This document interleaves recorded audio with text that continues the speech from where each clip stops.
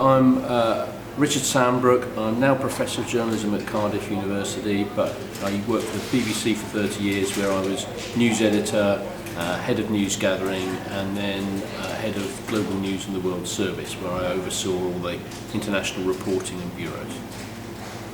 Okay, and then you just talk about where some of your reports were based in conflicts.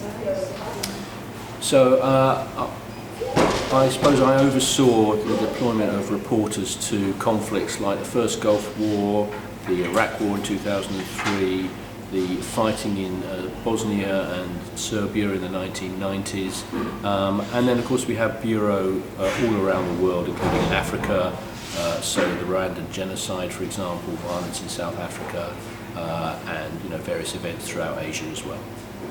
Okay, and in terms of seeing your reporters have to report for an audience that don't necessarily know the context of conflict, but just know the kind of breaking news. Did you see that was hard on your reporters?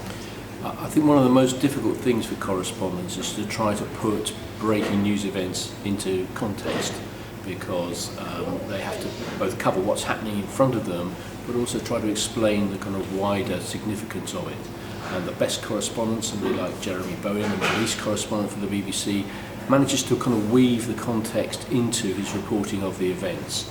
But not all correspondents can manage that. Some, just the basic news reporting of what's happening in front of them is all their editors want. So, it's always a challenge to be able to give a wider context to what they're doing. Okay, and in terms of, did you see any long-term effects on the reporters when they're seeing, for example, maybe their colleagues die or something like that? Yeah, I think there are a number of effects for reporters in conflict zones. I mean, obviously they witness terrible things. They witness genocide, they witness people being shot, and sometimes they have to deal with their close colleagues and friends being killed or injured as well. So there's the traumatic effect of witnessing violence at first hand, and many of them go on to suffer from post-traumatic stress disorder, PTSD, as a consequence of that, which can affect the rest of their lives in some cases. There's also a different kind of impact, which is now being called moral hazard, where reporters are put in a position where there is a moral dilemma. Should they intervene or shouldn't they intervene? Or is their presence somewhere making the situation worse? And those are moral judgments they have to make, and sometimes those can be really deeply troubling for reporters and correspondents as well, and lead to a different kind of stress, really.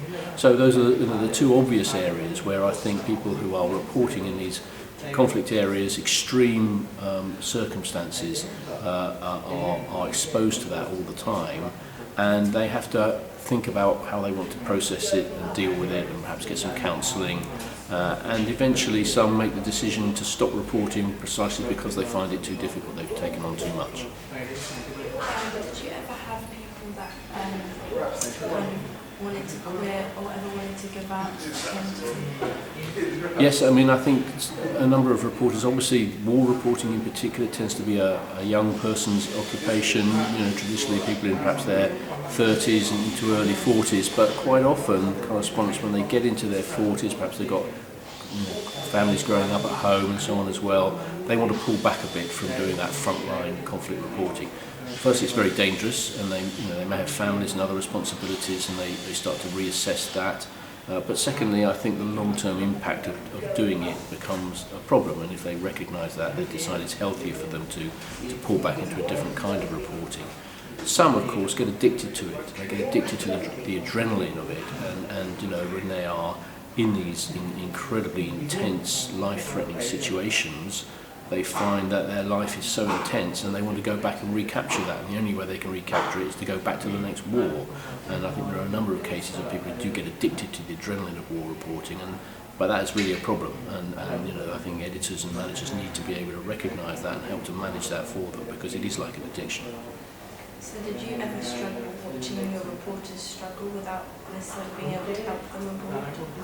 Well, during my time as an editor, particularly during the 1990s, a long time ago now, we took a range of different approaches. So initially at the start of the Bosnian Wars in former Yugoslavia, we first off started thinking about physical safety more, so we equipped correspondents with flak jackets and with armoured vehicles and things that they hadn't had before to physically protect them. But then we realised that the kind of emotional impact and the psychological impact was something we had to think about, so we started putting counselling in place and started training editors and others back at base to recognise the signs of PTSD and so on as well. And now, as I say, we're starting to go beyond just the kind of the effects of witnessing violence into thinking about some of those moral questions, which can also have a very tough psychological impact on reporters as well. So, the measures that you take as an editor have evolved over time. Did anyone ever leave you to work for like an NGO or a charity? I can't think of people who left directly to work for NGOs or charities. Quite a lot of journalists, including some reporters, leave to go into kind of press officer, director of communications roles, and some of those may well have been with NGOs. But there is a lifestyle to living in these kinds of situations and countries, and reporters and NGO workers and so on share a lot of those experiences or work side by side a lot. So there is quite a lot of sort of crossover of experience and so on there as well, I think. And just to struggle short term, maybe, I don't know, you spoke to us as a reporting board and they just really couldn't cope with it, or were there any ways that So I think there are a number of ways that reporters react. Some won't admit that they're feeling stress or feeling psychological damage and they're trying to cover it up. Some carry on even though it's very clear that they are distressed. Some will come back and seek counselling. Some will come back and say, I don't want to do that anymore. Once or twice I can remember having conversations with reporters in war zones, for example, who refused to do what their competitors were doing because they weren't prepared to take those risks. And as an editor, I always supported that. I said, you go to these situations voluntarily. As an employee, we can't force you to take great personal risk. And if someone gets there and says, sorry, I'm not doing this, then we support them in that decision. So there were cases where BBC News, when I was the news editor, lost out on incredible stories because the competition went and did it, and our reporter decided not to, and equally the other way around at times as well, I'm sure. But I think what's important is that you allow people to make the judgment for themselves, to make the judgment on the ground. You don't try and second guess it from the newsroom in London, and you support them in whatever decision they reach.